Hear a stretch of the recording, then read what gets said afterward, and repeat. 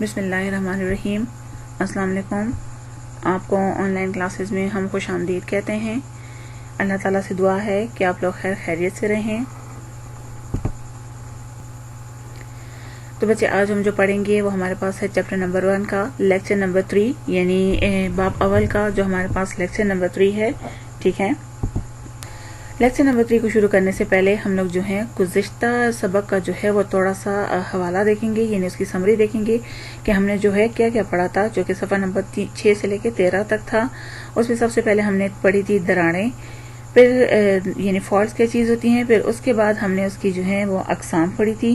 اسی طرح پھر ہم نے زلزلہ پڑھا تھا، یعنی زلزلے کی ارتھ کیا چیز ہوتی ہے۔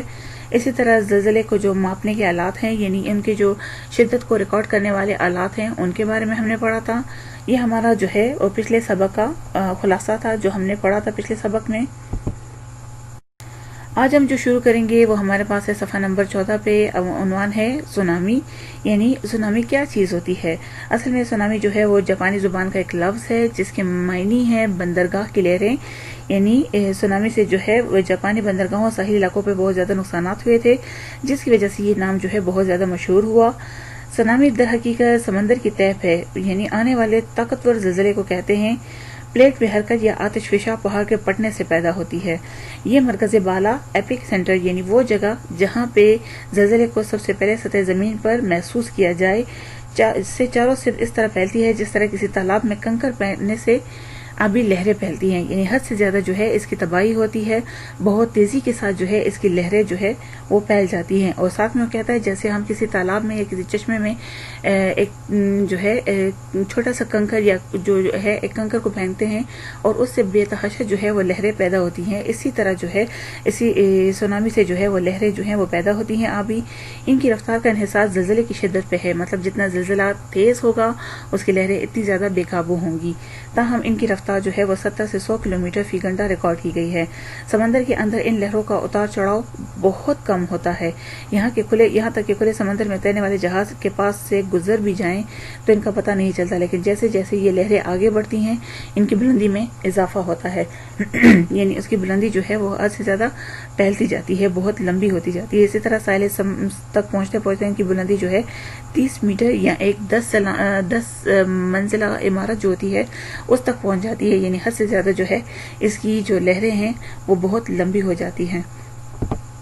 اس سے زیادہ تر جو ہے وہ بہت زیادہ تباہی کا مرکز بھی پھیلتی ہے، یعنی حد سے زیادہ تباہی جو ہے وہ پہنچ جاتی ہے، ٹھیک ہے۔ اسی طرح ہمارا جو نیکسٹ ٹاپک ہے وہ ہمارے پاس ہے صفحہ نمبر 16 پہ، عملے آتش فشانی، یعنی آتش فشانی کسے کہتے ہیں، جسے ہم کہتے ہیں والکینزم۔ اصل میں والکینزم ہوتا کیا چیز ہے؟ سائنسدان کہتے ہیں کہ پچھلے کئی ارب سالوں سے جو زمین تھی وہ آہستہ آہستہ ٹھنڈی ہو رہی ہے۔ کرۂ ارض کی بیرونی سطح کرسٹ کی بات کر رہا ہے کہ وہ جو ہے وہ ٹھنڈی ہو چکی ہے، لیکن اس کی اندرونی تہ جو ہے اب بھی گرم ہے، یعنی اندر کی جو تہ ہے وہ ابھی بھی گرم ہے، جبکہ اوپر والی تہ جو ہے وہ ٹھنڈی ہو چکی ہے۔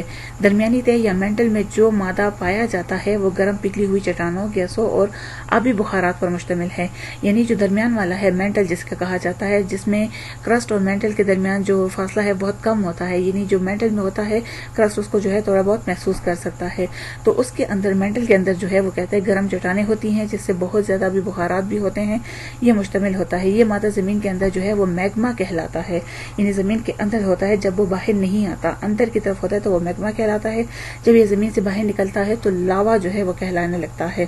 میگما زمین کے اندر یا زمین سے نکل کر لاوے کی شکل میں جو صورت اختیار کرتا ہے، اس سارے عمل کو جو ہے عمل آتش فشانی یعنی والکینزم کہا جاتا ہے، یعنی زمین کے اندر جو ہوتی ہے مینٹل میں جو گرم چٹانیں ہیں ہمارے پاس پگھلی ہوئی، وہ گیسیں ہیں، آبی بخارات ہیں، وہ جو زمین کے اندر ہوتی ہیں تو وہ میگما کہلاتی ہیں، لیکن جب وہ زمین سے باہر آتی ہیں تو وہ لاوے کی شکل میں جو ہے وہ باہر آتی ہیں، اور اس سارے پروسیس کو جو ہے وہ کیا کہا جاتا ہے؟ والکینزم، یعنی اس سارے عمل کو جو ہے آتش فشانی کہا جاتا ہے۔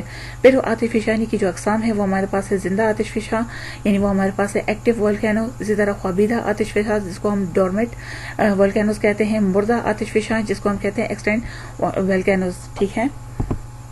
اس کی پہلی قسم کی طرف جو ہمارے پاس ہے زندہ آتش فشاں، ایسے آتش فشاں جن سے وقتاً فوقتاً لاوا نکلتا رہتا ہے، یعنی کافی تھوڑے ٹائم کے بعد پھر جو ہے لاوا نکلتا ہے، پھر کچھ عرصے کے بعد جو ہے پھر لاوا نکلتا ہے، زندہ آتش فشاں کہلاتے ہیں۔ اٹلی میں جو ہے واقعہ ماؤنٹ ایٹنا جو ہے وہ زندہ آتش فشانوں کی عمدہ مثال ہے، یعنی ایک ایسا آتش فشاں ہے جس سے وقتاً فوقتاً یعنی کچھ وقت کے بعد جو ہے لاوا نکلتا رہتا ہے، یعنی زلزلے آتے رہتے ہیں، تو اس کو ہم کیا کہتے ہیں؟ زندہ آتش فشاں۔ دوسرا ہمارے پاس جو ہے وہ صفحہ نمبر 17 پہ ہے خوابیدہ آتش فشاں، یعنی خوابیدہ کا مطلب کیا ہے؟ Dormant volcano.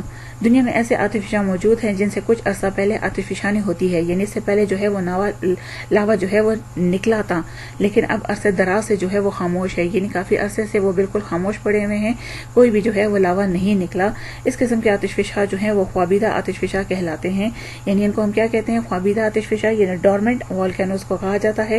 ان پہاڑوں سے کسی وقت بھی جو ہے دوبارہ آتش فشانی ہو سکتی ہے، یعنی ان سے یہ خطرہ رہتا ہے کہ کسی بھی وقت جو ہے اس میں والکینزم جو ہے وہ ہو سکتا ہے۔ ماؤنٹ سینٹ ہیلن جو ہے اس قسم کا جو ہے آتش فشاں اس کی قسموں میں جو ہے وہ پایا جاتا ہے، مثال ہے اس کی۔ اس کا جو تیسری قسم ہے وہ ہے ہمارے پاس مردہ آتش فشاں، جس کو کہتے ہیں ایکسٹینسنٹ جو آتش فشاں ہے۔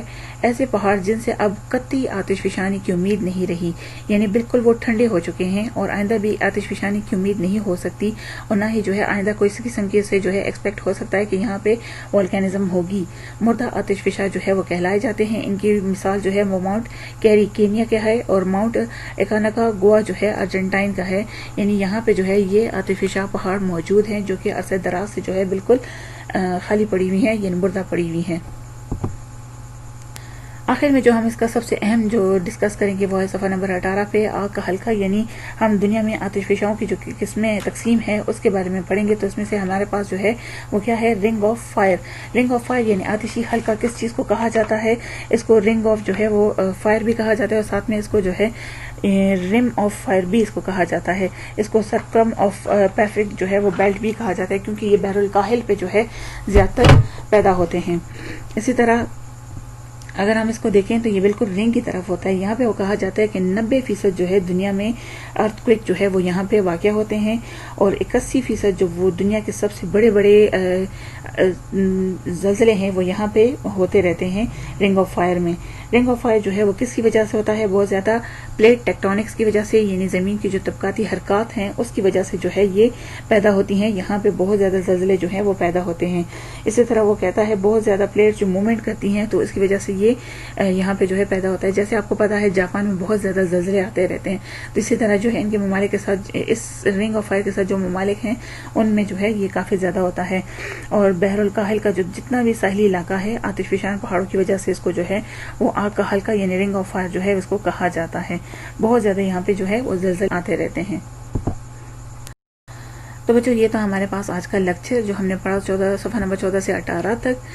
سب سے پہلے اس میں سے ہم نے سونامی پڑھی کہ سونامی جو ہے وہ بندرگاہ کی لہروں کو کہتے ہیں، جب لہریں بے قابو ہو جاتی ہیں زلزلے کی شکل میں، جب وہ زمین کی تہہ میں سے آتا ہے تو لہریں جو ہے بے قابو ہو جاتی ہے اور بہت بڑی تباہی کا جو ہے وہ باعث بنتی ہے۔ اسی طرح پھر ہم نے عمل آتش فشانی پڑھا، یعنی زمین کے اندر جو گیسیں ہیں پگھلی ہوئی وہ گیسیں ہیں، ابھی بخارات وغیرہ ہیں، وہ ساری کی ساری جو ہے اندر موجود ہوتی ہے، اس کو ہم مینٹل میں جو ہے یہ موجود ہوتی ہے، تو اس کو ہم کیا کہتے ہیں؟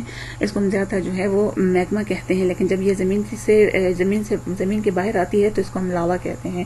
اسی طرح پھر عمل آتش فشانی کی جو ہے ہم نے اقسام پڑھی، جس میں سے سب سے پہلے ہم نے جو ہے وہ کیا پڑھا تھا کہ ایک زندہ آتش فشاں ہے، ایک ہمارے پاس خوابیدہ آتش فشاں، ایک ہمارے پاس مردہ آتش فشاں، وہ ہم نے پڑھی۔ آخر میں ہم نے آگ کا حلقہ، جہاں پہ ہم کہہ سکتے ہیں کہ رنگ آف فائر جس کو کہا جاتا ہے، یعنی جہاں پہ حد سے زیادہ زلزلے جو ہیں وہ دنیا کے آتے رہتے ہیں۔ 90% جو ہے دنیا کے زلزلے یہیں پہ آتے ہیں، 81% جو خطرناک قسم کے زلزلے ہیں وہ یہاں پہ آتے ہیں، جو کہ ہمارے پاس بحر الکاہل یعنی پیسفک اوشین میں جو ہے واقع ہے۔ یہ سارا کا سارا ہم نے اس میں جو ہے آج کے لیکچر میں پڑھا۔ جو امید ہے آپ کو سمجھ آ گئی ہوگی۔